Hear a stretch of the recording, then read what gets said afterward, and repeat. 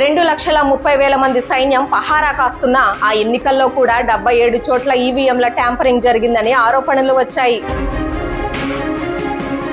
ఒక దేశ అంతర్గత భద్రతకు సంబంధించిన అత్యంత కీలకమైన ఆపరేషన్ ఆర్టికల్ 370 రద్దు. అప్పుడు కాశ్మీర్ లో మోహరించిన సైన్యం 75,000. ఒక రాష్ట్రంలో జరిగే సాధారణ ఎన్నికలు పశ్చిమ బెంగాల్. ఇప్పుడు అక్కడ మోహరించిన సైన్యం 2,30,000. ఈ నెంబర్లు బెంగాల్ యొక్క భయంకరమైన నిజాన్ని మన కళ్ల ముందు ఉంచుతున్నాయి. ఆర్టికల్ 370 రద్దు అంత సున్నితమైన అంశం అయితే దానికన్నా 3 రెట్లు ఎక్కువ భద్రత ఒక రాష్ట్ర ఎన్నికలకు అవసరమైందంటే అక్కడ ప్రజాస్వామ్యం ఎంత ప్రమాదంలో ఉందో మనం అర్థం చేసుకోవచ్చు. ఇంతకంటే దారుణం ఏంటంటే 2,30,000 మంది సైన్యం పహారా కాస్తున్న ఆ ఎన్నికల్లో కూడా 77 చోట్ల ఈవీఎంల ట్యాంపరింగ్ జరిగిందని ఆరోపణలు వచ్చాయి. దీని అర్థం ఒక్కటే, ఇన్నాళ్లుగా తృణమూల్ కాంగ్రెస్ గెలుస్తున్నది ప్రజల ఓట్లతో కాదు, గూండాల బలంతో, బూత్లను కబ్జా చేసి ఓటర్లను భయపెట్టి, ప్రజాస్వామ్యాన్ని ఖూనీ చేసి దౌర్జన్యంతో అధికారాన్ని చేజిక్కించుకుంటున్నారు. కానీ ఈ అరాచకం ఇంకెంతో కాలం సాగదు. బెంగాల్ ప్రజలు మేల్కొంటున్నారు. ఈ భయాన్ని, ఈ దౌర్జన్యాన్ని ఎదుర్కోవడానికి